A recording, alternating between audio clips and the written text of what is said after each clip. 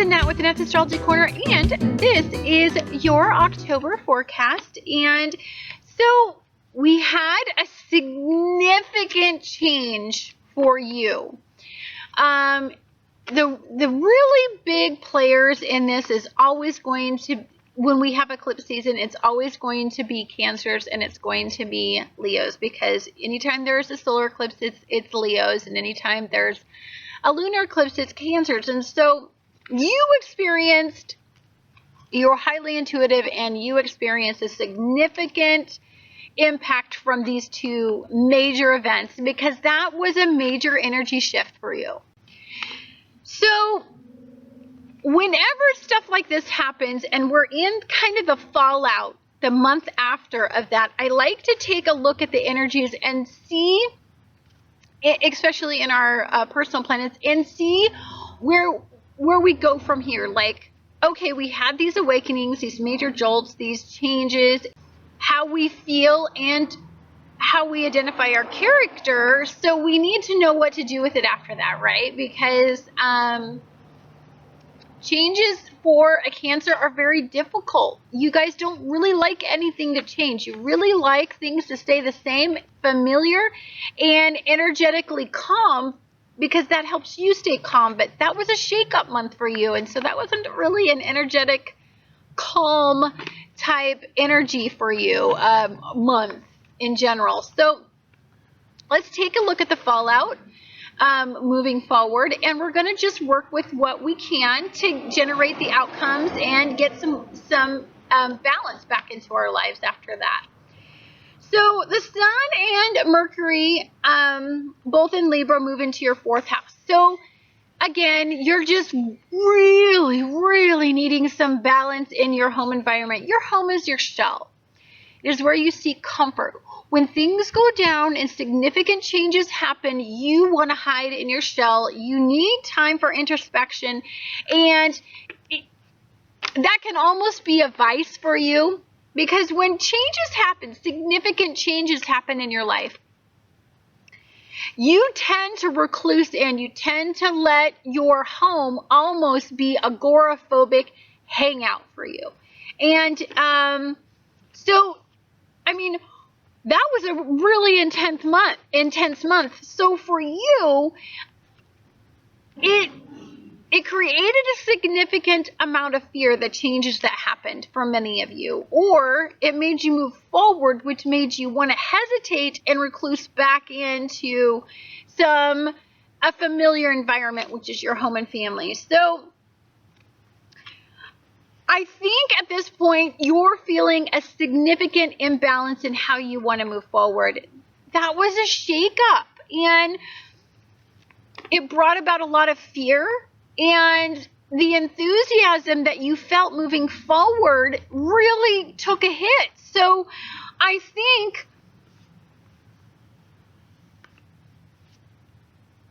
okay, so many of you may have made really dramatic changes that brought about endings that you saw as being beneficial, but there is a sense of hesitation with doing that. There is a feeling of imbalance in how you seek comfort in your home and family, because maybe some of you had to redefine who you are spending or who you are moving forward with in your home and family, or how you are going to be moving forward in your home and family environment. And so that's causing a little, I mean, you had a small triumphant, but it wasn't enough triumphant to make you feel brave and want to persevere and move forward. So many of you are experiencing a little bit of fear and hesitation this month, and that's okay. I think you're just trying to find a way to balance out the impact that those energies caused you and seek some emotional satisfaction in moving forward. Okay, so the lunar eclipse did bring about a significant clarity in your ego, how you want to move forward and how you want to identify yourself. Along with that, there was a small celebratory period in that, and you did partake of an option that was before you that you see as being good. So I think on a spiritual or a level of higher awareness. I think that you're okay with the decisions that you had to make given the situation that you were in.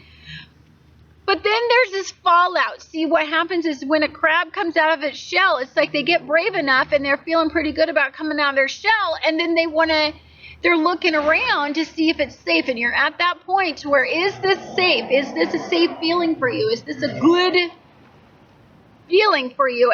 And I think that's what you're evaluating at this time. And I think for many of you, what it is it's the fear that's associated with making those decisions. It's not actually what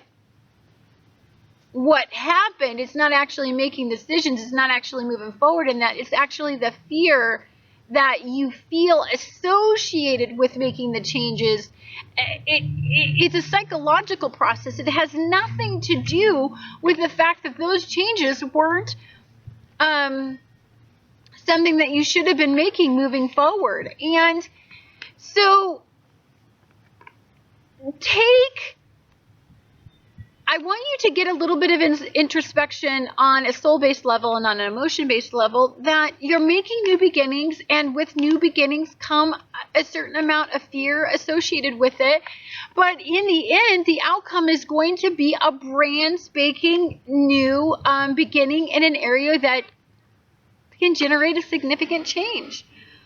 So Jupiter, Mars, and Virgo are all in your third house as of the 8th. And now Mercury is still in retrograde until about the 9th. So don't expect a certain amount of pull to your past and a certain amount of fear or a certain amount of reflection associated with yourself until about, I would say, about the 11th or the 12th. And then you will start to feel a little bit more of this energy moving in a forward movement instead of pulling you back. So we still have a little bit of backward movement, making us introspective, and that's okay, because we really want to make sure that the choices that we're making moving forward will get us to the next level in our life, and the small triumphants that we made, that they will generate the long-term outcome that we want. So we're still dealing with that. I think what will help us get there is just some communication about some of our fears, about some of our hesitations, and about moving forward in an elevated status with that, how that makes you feel vulnerable. And I think with the significant people, or the forward movement, or the energetic spiritual connection that you have, I think you will start to feel that as you start to question some of the reasons why you energetically needed to move forward in a different direction. On the 8th, again, I said that Venus goes into Virgo in your third house. Anytime Venus is in Virgo, it is a debilitated energy. It's a little bit more humbled. So you're talking about getting things that you want, especially after the eclipses. You don't ever want to experience this same kind of pain again. So there needs to be, you need to understand that with all of this new change, new inspiration, and fear is going to associate enough pain or enough unpleasant feelings to make you want to change it. And so I just think being vulnerable and being real with how you're moving forward, or who you're moving forward with, or spiritually how you're moving forward, if you can just allow that process to happen, I think that you're going to find this month energetically elevating your consciousness. This is about making some of your unconscious fears conscious for you. This is about the lunacy of where you were at, and the awareness of where you want to go. So this is ego versus the unconscious realm for you specifically. And so I think there's a journey that's involved in that, and there's a fork in the road that you need to embark upon that can generate an outcome, but you're at the beginning. So don't expect fireworks to go off right now and for you to just feel energetically connected with where you're at, there is a transition process and you're in it. On the 9th, Mercury goes direct in Libra in your 4th house. This has to do with how you connect on an emotional level with who is in your home and family, or what you want your home and family to be like, or, where you want to live. What type of lifestyle do you want to live? I mean, what shell do you want to live? I mean, are you a hermit crab and you need to move up into a bigger shell? Like, you're at a point where you're in transition. I think ego is going to motivate you to want to make some significant changes, and this is going to you want to make changes that are going to energetically change you, spiritually change you, and motivate you. So the family members or the people that you connect with cannot be old family members that don't support your spiritual concepts.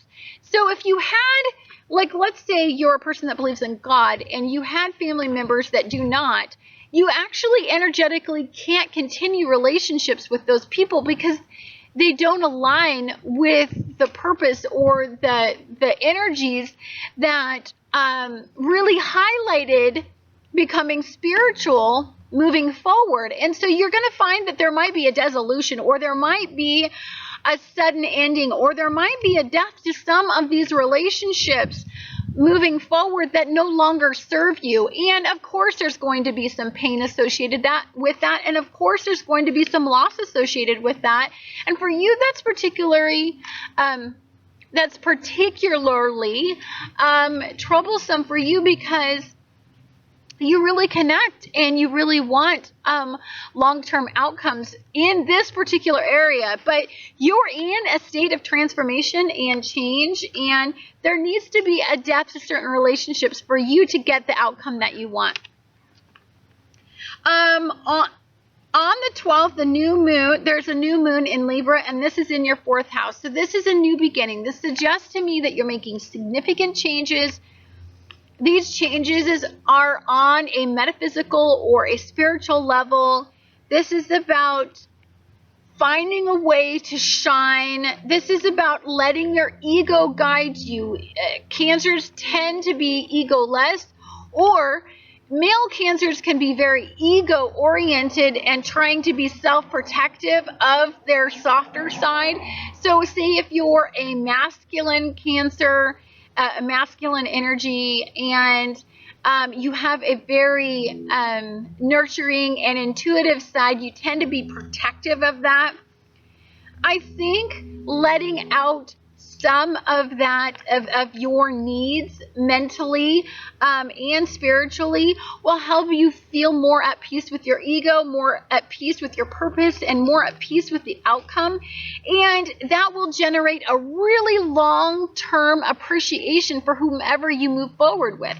So, and if you're a female and you tend to want to hide or become more masculine in energy to adapt, I think for many of you, you're going to start to attach with the feminine side of things, the fear-based side of things. You're going to want to balance out masculine and feminine. It's like you can't be all girly all the time and be a freaking whiny baby about what you're feeling all the time. Nobody freaking wants to be around somebody like that. So you need to develop a sense of masculine ego and endurance and temperance in the fact that you need to have a certain balance with how you feel feminine and masculine. Masculine energy perseveres, it moves forward, it's ego-based.